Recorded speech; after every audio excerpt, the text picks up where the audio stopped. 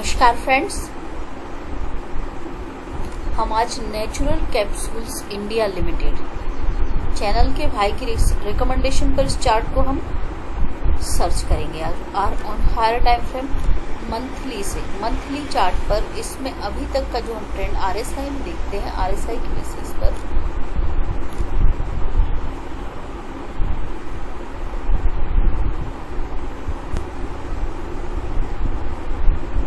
ये correction complete हुआ लगता है क्योंकि इसमें डाइवर्जेंस आ चुके हैं। आरएसआई में one divergence on higher time frame पर इसका एक वेव कंप्लीट होने का साइन देते हैं। यदि हम इसी को एमएसीडी पे देखते हैं तो एमएसीडी पर ये इसका थर्ड वेव है, इसका फोर्थ वेव का करेक्शन चल रहा है।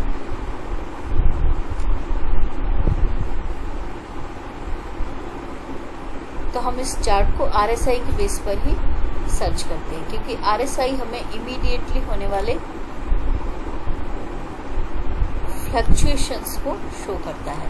आरएसआई में इसमें अपटिक हो चुका है जबकि एमएसीडी डाउन टिक है बट हिस्टोग्राम के ऊपर है क्योंकि वो फोर्थ वेव है इसका। यदि ये फोर्थ वेव नहीं होता तो हिस्टोग्राम को क्रॉस करके इतनी गिरावट में नीचे जा चुका होता है। यदि हम स्टोकेस्टिक अभी डाउन टिक है एंड ओवरसोल्ड एरिया में एंट्री मार दिया है उसने। ईडीएक्स में भी बुल का स्ट्रेंथ वीक होता दिखाई दे रहा है। हिस्टोरिकल वॉलेटिलिटी लो है और डाउन है।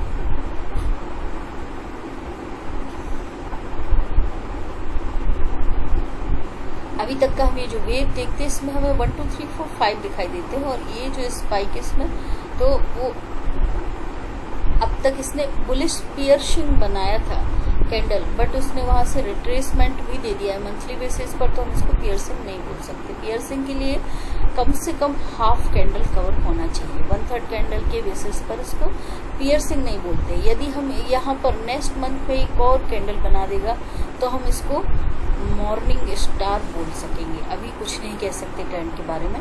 यदि हम उसके लिए हमें थोड़ा लोअर टाइम फ्रेम पर जाकर क्लैरिटी मिलेगी इसकी। और इसके ईएमए में इसने ओनली 5 और 13 ईएमए के साथ ही नेगेटिव क्रॉसओवर किया। अदर किसी ईएमए के साथ नेगेटिव क्रॉसओवर नहीं किया।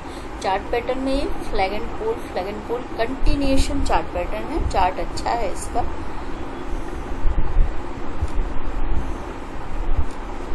वीकली चार्ट पर यदि हम देखते हैं तो हम पहले ईएमए देखते हैं इसके। ये ओनली बीएससी पर लिस्टेड कंपनी है, इसे एनएससी पर लिस्ट नहीं है।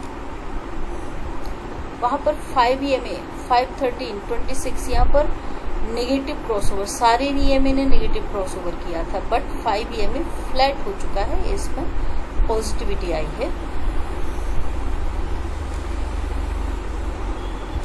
आरएसआई डाउन टिक है। ऑलमोस्ट वो 40 के नीचे जाने के लिए रेडी होता दिखाई दे रहा है।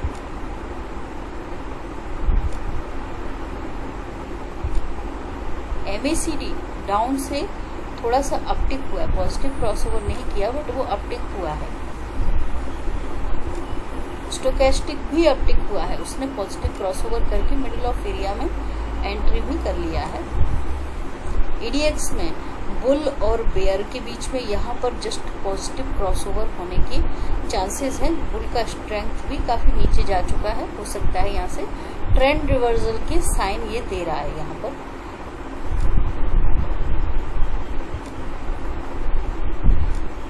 कैंडल अप्लाई करते हैं और वेव देखते हैं हम इसका।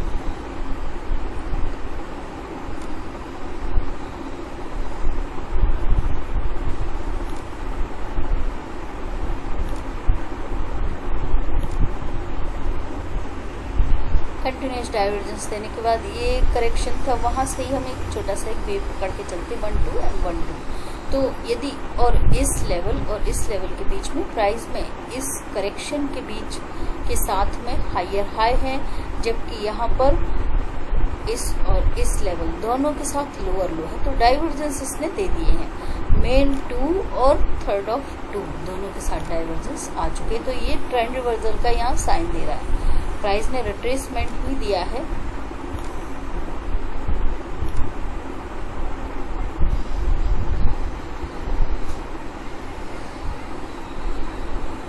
आरएसआई के बेसिस पर ये फोर्थ वेव का करेक्शन है।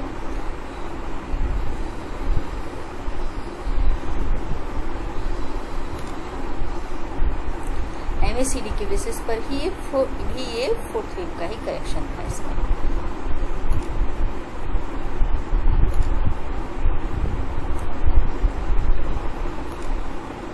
करेक्शन यदि हम यहाँ से काउंट करते, वेव काउंट करते, तो ये 5533 ऐसा करेक्शन कंप्लीट कर लिया इसने। यदि ये कोई और एक कनेक्टिव वेव बनाता है और लंबा चलता है तो वो अभी वॉच करना पड़ेगा, बट अब तक के ट्रेंड के हिसाब से 5533 करेक्शन पूरा हुआ दिखाई दे रहा है इसमें। बट इसने आपस में इसके साथ इंटरनली डाइवर्जेंस नहीं है, बट 2 और 2, मेन 2 और थर्ड ऑफ 2, इन दोनों के साथ इसमें डाइवर्जेंस आ चुके हैं। तो हो सकता है यहाँ से ट्रेंड रिवर्स कर जाए। ये 1 एंड 2 करते हुए इसका पहला टारगेट 506 रुपये यहाँ तक ही आ सकता है। हो सकता है ये पहले अटकेगा थोड़ा 480 रुपये के करीब, वो क्रॉस होगा तो 506 रुपये पे भी आएगा। डेली बेसिस पर जाते हैं। डेली बेसिस पर हमें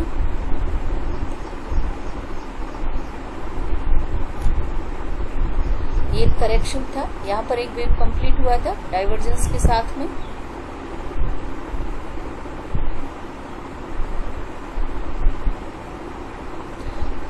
वहां से इसने जो करेक्शन दिया था वो करेक्शन काफी लंबा ABCDE करेक्शन था, जिसमें कि नीचे हमें डबल डाइवर्जेंस मिलना चाहिए था, तो जो कि आ चुके हैं। इस लेवल और इस लेवल के बीच में ये गिरावट का थर्ड और फिफ्थ था, ये फोर्थ था गिरावट का, ये गिरावट का फिफ्थ था, मेन फिफ्थ वेव था।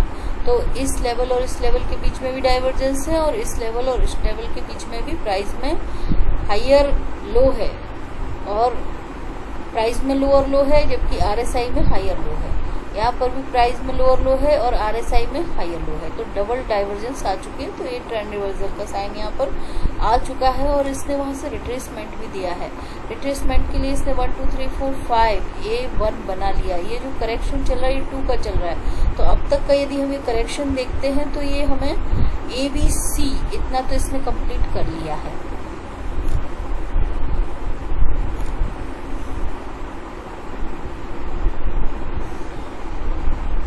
हो सकता है ये यहाँ से रिट्रेस करना चाहिए, क्योंकि यदि ये करेक्शन ABC दे रहा है और यदि लंबा चलता है तो वॉचफुल रहना होगा। ABCDE करता है या उससे भी बड़ा कॉम्प्लेक्स करता है तो वो उसके लिए वॉचफुल रहना होगा, बट ABC करेक्शन इसने कंप्लीट कर लिया है, और ये यहाँ से रिट्रेस होकर कहाँ तक जाएगा, वो इसका 430 रुपये वहाँ पर वापस रिट्रेसमेंट करने आ सकता है, और ये गैप भरने के लिए 437 रुपये का।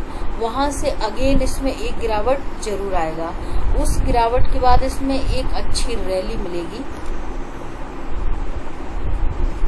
जनरली हम वेव 2 का रिट्रेसमेंट 78% और 68% और 70%, ये 3 लेवल्स जनरली होते हैं। तो उसके लिए ये bullish candle with volume green bullish candle जो कि 370 रुपये, और उससे भी नीचे का जो लेवल, यदि ये ज़्यादा ही रिट्रेस हुआ तो 341 रुपये, ये लेवल भी दे सकता है। उसके लिए वॉचफुल रहना होगा कि ये टूटना चाहिए। अभी तक का सपोर्ट इसने EMA में support, last EMA 13 EMA support ले रहा है, वो टूटेगा तो यहाँ तक जरूर आ जाएगा। फिर एक 370 आएगा, यदि वो टूटा फिर 340 रुपये वहाँ पर, तो वहाँ पे इसका सबसे बेस्ट बाइंग जोन होगा। और यदि यहाँ पर कोई बुलिश पैटर्न बनाता है तो यहाँ पर भी बाय करके इसको 437 रुपये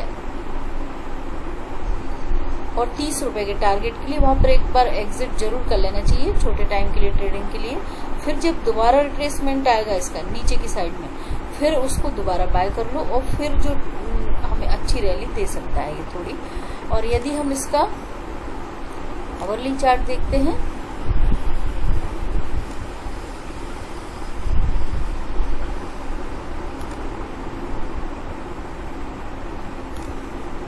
एक छोटा सा डाइवर्जेंस यहाँ पर इसने दिया, और एक पूरा एक छोटा सा ट्रेंड भी यहाँ से लेके यहाँ तक एक ट्रेंड, और ये एक थर्ड वेव का ट्रेंड कंप्लीट किया इसने। और ये जो करेक्शन है फोर्थ वेव का करेक्शन है इसका।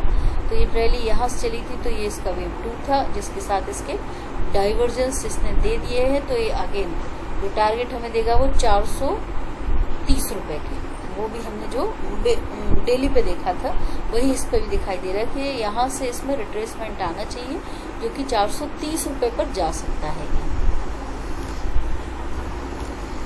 430 रुपए पे एक बार जाने के बाद वापस से इसमें एक करेक्शन जरूर आएगा। फिर इस लेवल और उस लेवल के बीच में जब फिर से डाइवर्जेंस मिलेंगे तभी इसको दोबारा परचेज करने पर जो टारगेट निकल के आएंगे इसके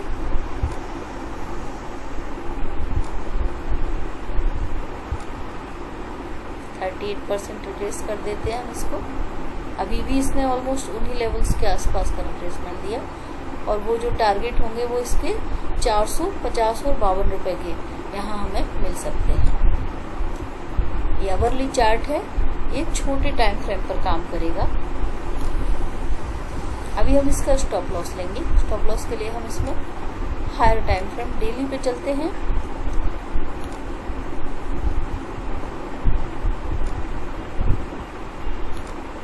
करेक्शन कंप्लीट हुआ दिखाई दे रहा है उन लोअर टाइम फ्रेम पर।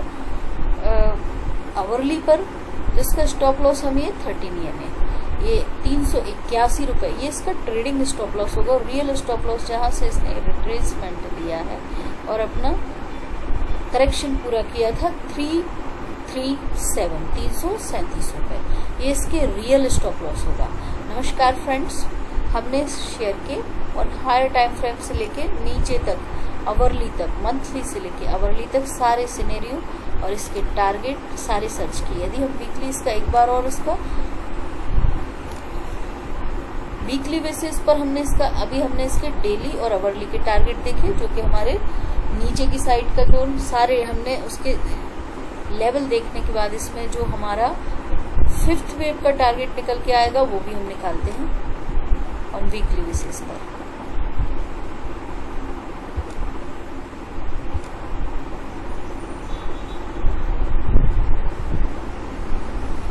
चूंकि प्राइस 38% से ज्यादा रिट्रेसमेंट दे चुका है, ऑलमोस्ट 61% रिट्रेसमेंट दे चुका है, तो उसका टारगेट भी ज्यादा बड़ा निकल के नहीं आएगा। 700 रुपए के टारगेट वीकली बेसिस पर यहाँ पर निकल के आते हैं। नमस्कार फ्रेंड्स, हमने higher time frame, lower time frame सभी के टारगेट भी देख लिए, स्टॉप लॉस भी ले लिया। प्लीज आप लोग मेरे वीडियो को लाइक कीजिए, शेयर कीजिए, सब्सक्राइब कीजिए। Thank you so much.